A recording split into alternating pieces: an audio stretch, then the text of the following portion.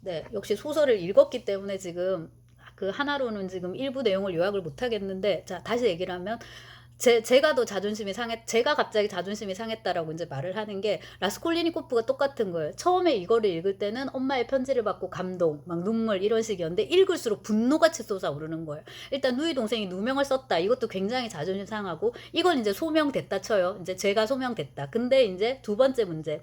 골고다를 오르는 건 힘들겠지. 그러니까 두냐가 자기를 위해서, 그 오빠인 라스콜리니코프를 위해서 지금 루진한테 정략 결혼, 그렇게 이제 시집을 가려고 한다라는 사실을 알고 너무 붕괴하고, 두냐는 그렇다 치지만 엄마는 또 뭐냐라는 거예요. 아들의 미래를 위해서 이 딸을 희생하는 이 엄마, 나쁜 엄마, 또 엄마는 또 이게 뭐냐, 또 이렇게 해서 또 한번 붕괴하는 거고, 여러 가지로 너무 화가 나고, 그래도 이쪽은 혈육이니까 좀 나은데 제일 꼴보기 싫은 건 저 루진인 거야. 저거는 또 뭐야, 이렇게. 그래서 만나기 전부터 이미 루진에 대해서는 악감정이 딱 생겨가지고 있습니다. 그리고 이제 실제로 만났을 때도 둘이 빠바바방 이렇게 붙게 되고, 그 다음에 이제 제가 요거 끝나고 나서 사상 부분을 찍을 텐데, 거기서 이제 루진이 대본하는 게 그 속화된 자본주의, 자본주의의 가장 속화된 형식의 어떤 공리주의, 그런 걸 이제 루진이 대변하는 인물로 네, 그렇게 나오게 되죠. 자, 그리고 이제 라스콜리니코프는 이 편지 때문에 이제 엄청 붕괴를 하고, 편지에서 우리는 이제 이 편지를 통해서 두냐를 또 알게 되는 거잖아요. 어머니도 알게 되고,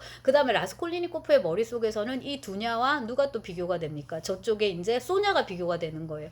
소냐는 오로지 가족을 위해서 희생하는 거고, 자기 몸을 팔고 그렇게 고생을 하는 거에 반해서, 두냐 너는 그거랑 너도 똑같다. 결국 이제 결혼을 통해서 그거를 얻으려고 하니까, 근데 너는 너가 이 신의 안락을 누리는 거기도 하니까 너는 소냐보다도 더 저속한 거다라는 식의 이제 머릿속에서 이렇게 비교가 이루어집니다. 그러고 이제 이 라스콜리니코프가 어디로 가냐면은 바실리ev스키 이제 그 섬으로 가게 되는데요. 섬 쪽으로 가게 되는데, 얘는 되게 많이 돌아다녀요, 여러분.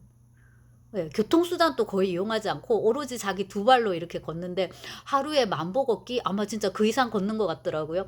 바실리ev스키 섬으로 간다. 근데 그것도 읽다 보면 왜 가려고 했냐면, 거기 라주민이 살고 있었는데, 라주민 친구도 걔 하나밖에 없어요. 근데 이제 가는 길에 또 이렇게 정신이 어리버리해지고 벤치에 앉아있는 이제 여성을 목격을 하는데, 제가 아까 그 2편에서 찍은 건데 거시기 이제 된 여잔 거예요. 그리고 이제 돈 얼마를 쓰냐면 29페이카더라고요. 찾아보니까 순경한테 얘를 좀 어떻게 해줘라 하고 쓴 돈이 이제 29페이카인데, 그렇게 한 다음에 다시 이쪽으로 돌아와서 평소와는 다른 루트로 집에 가게 돼요. 그래서 똘꼬치 시장에 들리게 되는데, 그 시장에서 너무나도 우연치 않게 리자베타가 어떤 상인 부부와 대화하는 장면을 듣게 됩니다. 그래서 그거를 듣고 라스콜리니코프가 이것도 하느님의 계시구나라고 이제 생각하는 거죠. 시몬 칠수 내일 7시에 오세요라고. 근데 이제 리자베타가 약간 그 발달 장애가 있는 그런 이제 여성으로 나오잖아요. 말귀도 한 번만 잘 못 알아듣고 시몬 7시 이렇게. 그러고 이제 아줌마가 얘기를 해요. 언니한테는 말하지 말고 꼭 혼자 오세요, 이런 식으로. 그게 이제 일감을 이제 주려고 이렇게 하는 건데, 라스콜리니코프는 그 얘기를 딱 접수하고서 또 눈이 반짝반짝하면서, 저녁 7시가 되면 리자베타는 여기를 올 거니까 7시에는 노파가 자기 집에 혼자 있게 되는구나 라는 거를 이제 알게 됩니다. 그래서 이 소중한 정보를 얻은 거에 대해서 이것도 진짜 뭐다, 어쩜 이렇게 잘 맞아 떨어지지? 라고 이제 생각하고 이제 집으로 오게 되는데, 요참에 그 라스콜리니코프가 회상을 해요. 옛날에 이런 일이 있었지라고 이제 회상을 하는데, 어, 포코로프라는 이제 친구는 아니고 지인이 있었는데, 대학생이었는데, 이 친구가 멀리 이사를 가면서 라스콜리니코프한테 전화번호를 하나 준 거예요. 말하자면 집 주소를. 그래서 너가 힘들면은 여기 알료나 이바노브나를 찾아가라. 이 사람 이제 고리대금업자거든요. 그거를 이제 줬단 말이에요. 그거를 들고 있다가 이제 라스콜리니코프가 상황이 힘들어져서, 그러니까 돈이 너무 없어서 처음에 이제 저당자피로 할머니한테 갔는데, 할머니를 보자마자 이 묘사가 저는 굉장히 강렬했는데, 너무 재수가 없는 거야. 첫눈에 이 사람은 너무 재수가 없는 거야. 할머니의 그 막 의심에 찬 눈초리며 자그마한 체구며 뭐 쪽진머리며. 그래서 저희가 어릴 때 읽었을 때는 비상한과 러브레타에 나오는 그 사감을 생각을 했던 것 같은데요. 되게 막 왜소한 몸에 굉장히 막 꼬장꼬장하고 심술궂고 막 이렇게 여차하면은 이제 귀신으로 바뀔 것 같은 그런 느낌을 주는, 그 진짜 여혐의 노혐의 이제 그런 거죠, 그죠? 네, 그런 느낌이 딱 드는 거예요. 그리고 또 라스콜리니코프가 집에 또 오지 않고 그 전당포에 갔다 또 술집에 들렀어요. 들렀는데 거기서 대학생하고 장교가 대화를 나눕니다. 간단히 목표가 오르면은 수단은 뭐도 괜찮다. 뭐라도 괜찮다. 그래서 목적이 수단을 정당화한다 이겁니다. 요건 제가 또 역시나 나중에 사상 부분에서 자세히 얘기를 해드리겠는데, 이 얘기를 하면서 얘네들이 이제 그 노파하고 리자베타 얘기를 하는 거예요. 그리고 쭉쭉쭉 얘기 끝에 야 그럼 네가 노파 한번 죽여봐. 할 수 있어? 그랬더니 친구가 야 미쳤어. 그거 어떻게 해? 이랬는데 야 그놈 말만 할 거면 너 그거 무슨 의미 있어? 그 얘기를 들으면서 또 라스콜리니코프는 이렇게 심각한 표정을 지으면서 이렇게 그렇게 이제 생각을 하는 거죠. 그래서 이것도 일종의 이제 영감이었던 건데 우리가 이제 과거의 일인데 지금 마침 알게 됩니다. 그리고 이제 집에 들어와서 자요. 하루고 이제 이틀째인데 얘는 생활이 이렇게 엉망진창이니까 지금 코로나 시대에 우리의 인생하고 조금 비슷하기도 한데 일상 유지가 잘 안 돼요. 계속 이렇게 돌아다녔죠. 밤에 집에 들어왔죠. 잠을 자는데 여러분 보통 지금 몇 시에 일어나세요? 여기 지금 소설 속에 10시까지 퍼질러 잤다라고. 그죠? 10시까지 퍼질러 자고 또 나스타샤가 먹을 거를 좀 갖다 주니까 약간은 사육되는 거 비슷하게 좀 떠먹고 또 자요. 또 퍼질러 잡니다. 근데 그 퍼질러 자는데 지금 오늘 일을 가야 되는 거잖아요. 그 문제에 자기가 생각한 그 일을. 근데 이게 지금 이렇게 퍼질러 자는데 잠시 자는 중에 환시를 봅니다. 번역본에선 여러분 이게 126쪽이거든요.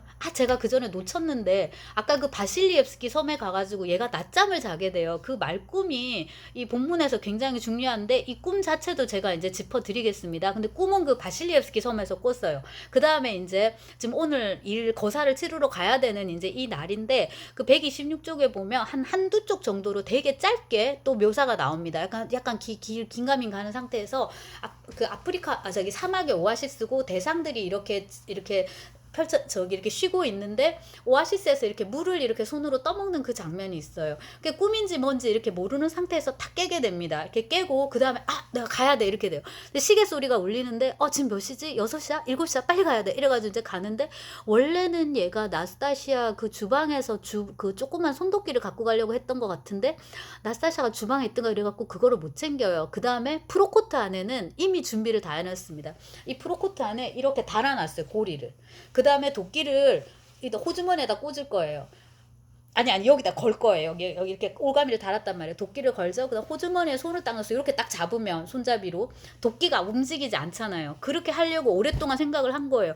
그 다음에 제가 이거 번역까지 했는데 오랜만에 다시 읽고 본 충격적인 문장이 뭐냐면 두 가지를 놓고 고민했다. 무기는 도끼로 할 것인가 아니면 정원용 칼로 할 것인가. 그 싸다보이 그러니까 정원용 이 가위 칼로 할 것인가 했는데 자기 힘을 믿을 수가 없어서 자신이 없어서 도끼로 했다. 이 대목에서 정말 했고 그 다음에 이제 나중에 백치에서 로고진이 나사사 필리포브나를 해치울 때 이제 하는 거는 저기 정원용 칼이죠. 그걸로 처음엔 종이를 자르는데 아니 너는 무슨 정원용 칼로 종이를 자르니? 그러니까 로고진이 버럭하면서 아니 왜 정원용 칼로 종이 자르면 안 된다는 법이라도 있어? 하는데 그게 이제 번뜩번뜩 하다가 갈등이 쌓이고 하다가 막판에 이제 폭발하면서 결국 여주인공을 이렇게 처리하는데 이제 사용하는 흉기로 바뀌게 됩니다. 그래서 여기서 이제 도끼로 오래전부터 이제 정했고 나타샤가 있어서 부엌에 도끼는 못 갖고 내려갑니다. 내려가가지고 이제 문지기 있는 데를 살피는데 마침 문지기가 없던가 그래요. 그래서 거기서 도끼를 잽싸게 챙겨가지고 이제 이렇게 가는데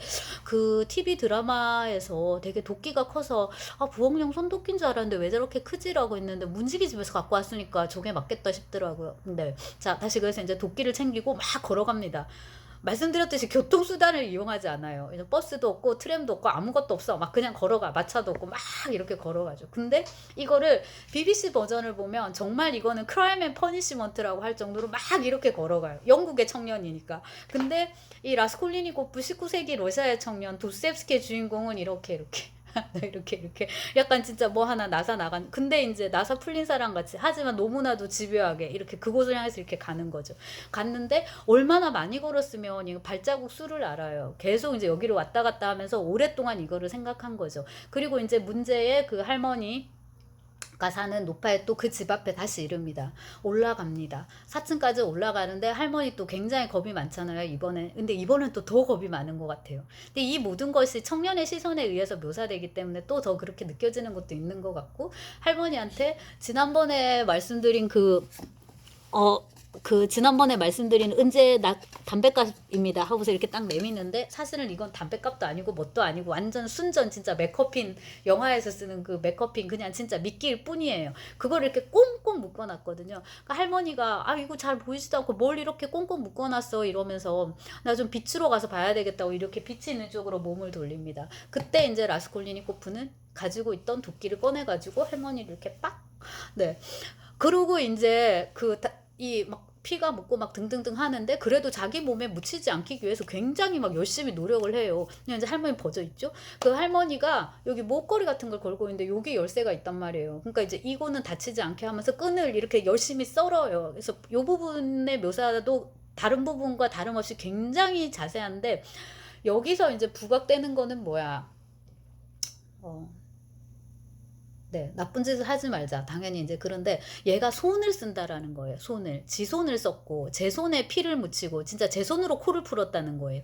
근데 이제 이게 이후에 도스옙스키의 히어로이자 안티 히어로들, 뭐 스타브로긴이라든지 악령의, 그다음에 저기 까라마조프와 형제들에 나오는 이반 까라마조프라든지 이렇게 좀 더 업그레이드된 주인공들은 절대로 지 손을 쓰지 않습니다. 그거는 하수가 하는 거예요. 얘들은 상수기 때문에 그런 일들은 하수인들한테 다 맡기고 자기는 그냥 이렇게 가만히 앉아가지고 그냥 이렇게 내 뜻을 네가 알지? 이렇게 이제 하는 거지. 근데 라스콜리니코프는 아직까지 좀 수가 낮기 때문에 막 달려가고, 제가 많이 걸었다고 말씀드렸는데 많이 걷고, 여기서 진짜 노동이 최고조에 달하는 거예요.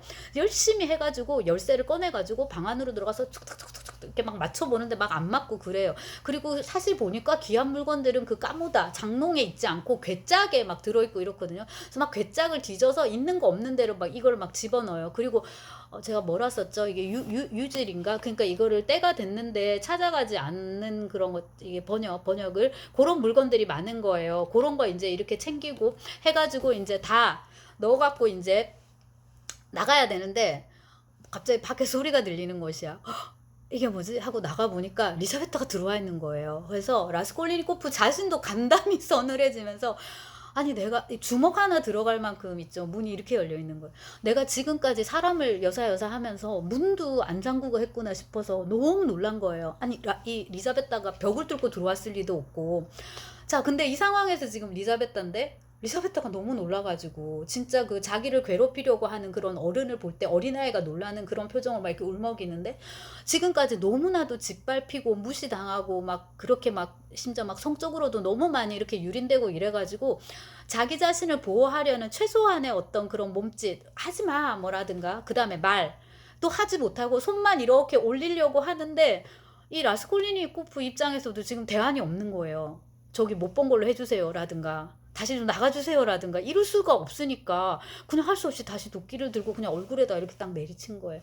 그래서 자기도 모르게가 아니라 지금 이 맥락에서 두 가지 지금 상황에서 두 번의 살인을 하게 되는데, 1번 살인은 이론에 따른 살인, 원칙에 따른 살인. 그래서 죄책감을 사실은 이론적으로 느낄 필요가 없는 이제 그건 거고요. 이론적으로라고 제가 단서를 달았고, 두 번째가 바로 문제예요. 왜 여기서 리자베타가 튀어나왔을까?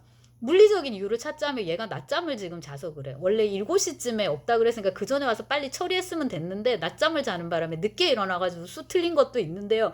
그거보다는 나중에 이제 우리가 할 얘기를 미리 한다면, 이론에 따른 이제 실제 이걸 계획에 따라서 지금 살인을 한 거잖아요. 이게 실패하는 원인은 보통은 범행을 저지른 사람이 떨기 때문인데, 떨지 않는다면, 불안해하지 않는다면은, 즉 이성과 의지를 유지를 한다면은, 이성을 유지를 하고 자기 의지에 따라서 일을 한다면은, 범행을 저지른다면 절대 실패하지 않는다라는 게 이 라스콜리니코프의 이론이었단 말이에요. 과연 그런가라는 거에 물음표를 던지기 위해서 등장한 인물이 리자베타고요.